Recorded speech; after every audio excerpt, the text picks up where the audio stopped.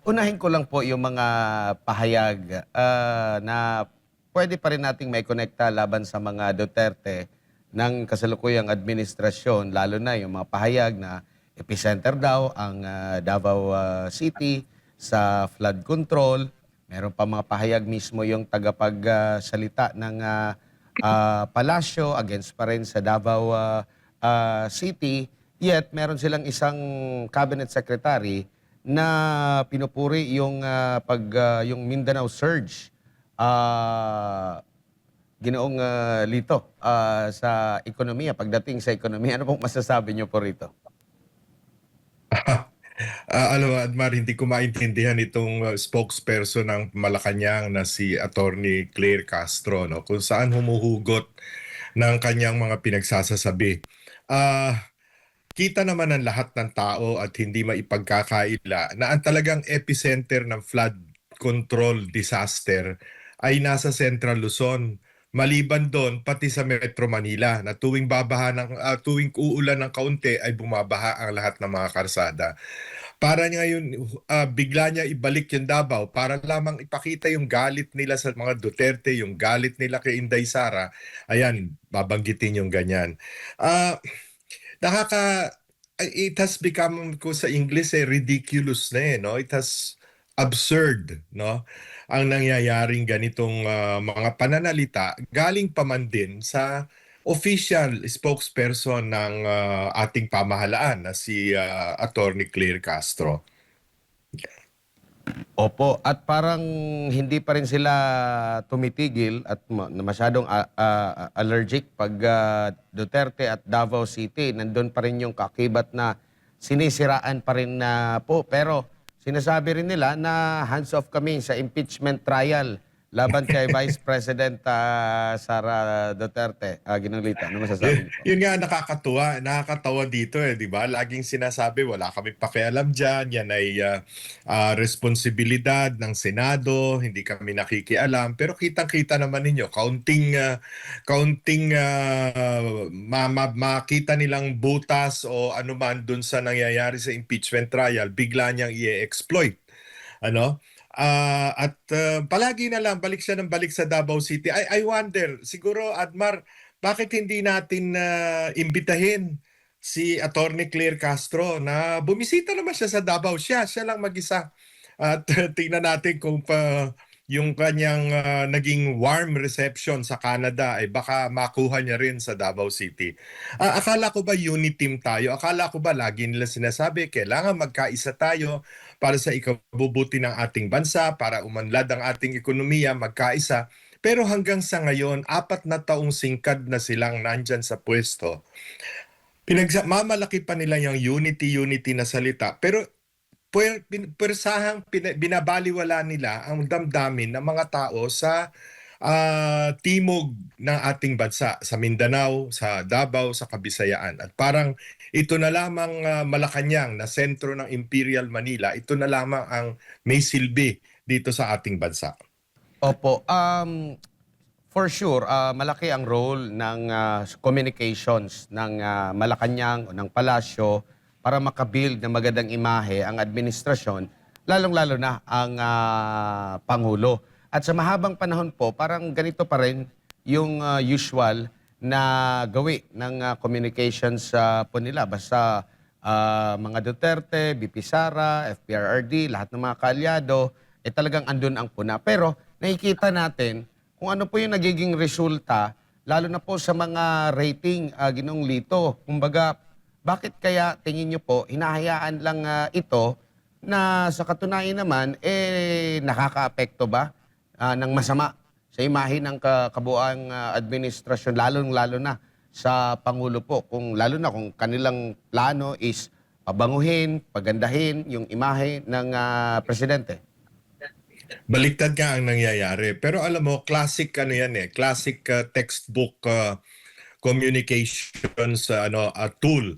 Yang pag wala ka ng masabing mabuti tungkol sa sarili mo, sabuyan mo ng putik yung iyong kalaban. Yan classic, no?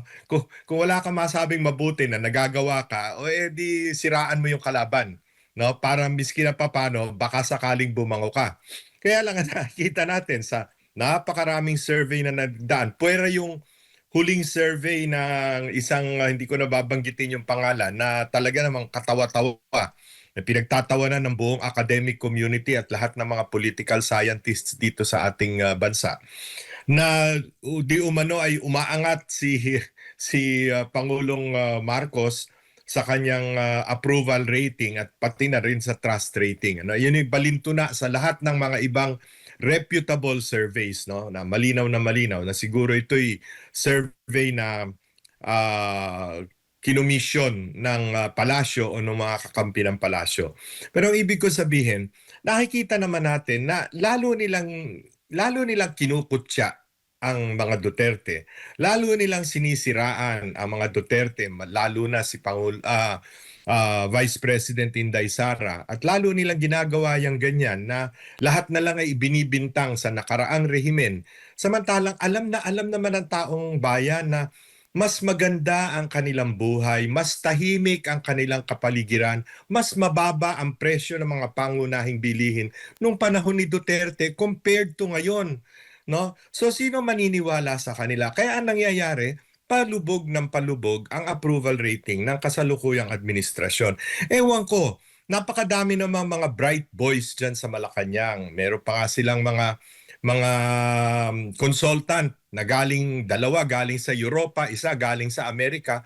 Hindi ba nila nakikita ito? No? Baka naman kako yung mga consultant nila consultant din ni Donald Trump na sa ngayon pinakamababa ang approval rating sa lahat ng pangulo ng United States mula pa nung nag-umpisa ang survey.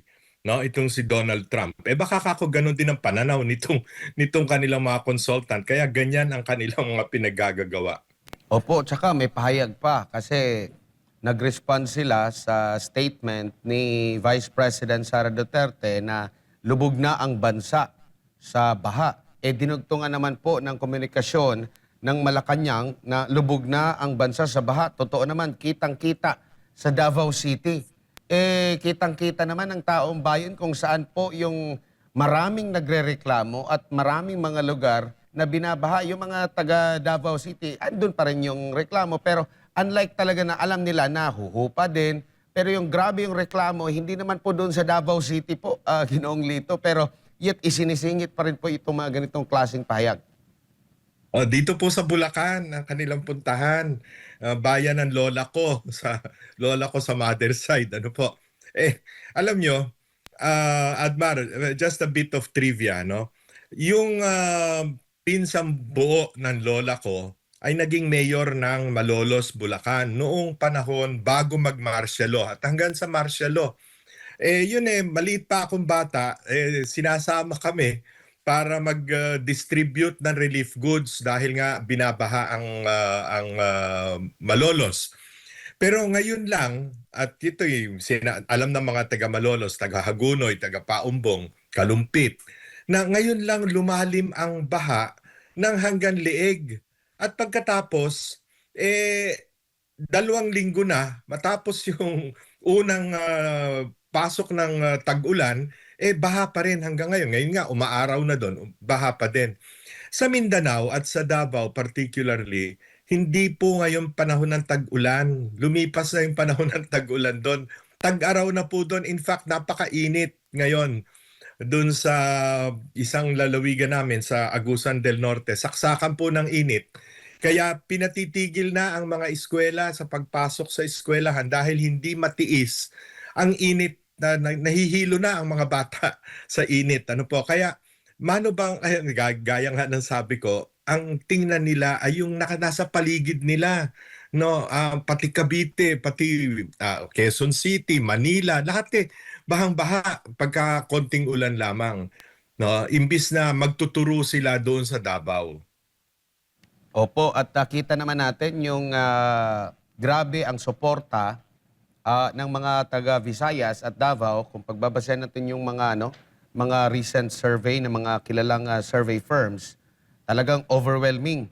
At kung gusto nilang makakuha ng suporta doon, lalong-lalo na sa naging payag po ng Pangulo na meron siyang i-endorso na magpapatuloy sa kanyang nasimulan, imposible naman siguro na hindi siya kukuha or mangungumbinsi doon sa ibang mga lugar outside ng Luzon, Ginong Lito. Bagamat hindi binabanggit ng Pangulong Marcos kung sino, nanghihinayang daw siya sa kanyang mga nagawa na mga achievements, lalong-lalo na dito sa paglaban sa korupsyon. Kung isang tao, ibig sabihin niya, si Inday Sara, ang papalit sa kanya, eh, ano po bang achievements meron? Kaninang umaga po, Admar, nagpunta sa palengke yung isang kasama namin dito sa bahay. Ito, natutuwa lang ako pakikita ko sa'yo. Itong repolyo na to, hindi ito malaki ito'y medium size lang. 100 piso ito. Paano kakain ang mahirap na pamilya ng gulay? Pagka 100 piso, ang isang medium size na repolyo. Samantala, pag nagpunta ka sa Baguio, at kausap ko lamang ang ilang mga taga Baguio na mga kaibigan ni Mayor Magalong, nabubulok na ang gulay doon dahil sa tag-ulan, dahil sa ulan, dahil wala tayong cold storage facilities na naitatayo simula pa nung panahon na sila'y umupo bilang Pangulo ng Bansa. Hanggang ngayon, drawing pa lang, plano pa lang. Ngayon lang isasaksak sa budget yung mga cold storage. Samantala yung cold storage, sa teknolohiya ngayon, plug and play na lang. Yan pag umorder ka halimbawa sa Japan, sa Taiwan o sa China, isi-ship dito sa loob ng 2 linggo tapos na yung iyong cold storage kasi parang Lego na lang yan ngayon. No? Bakit hindi nila magawa yon noong pang-umpisa?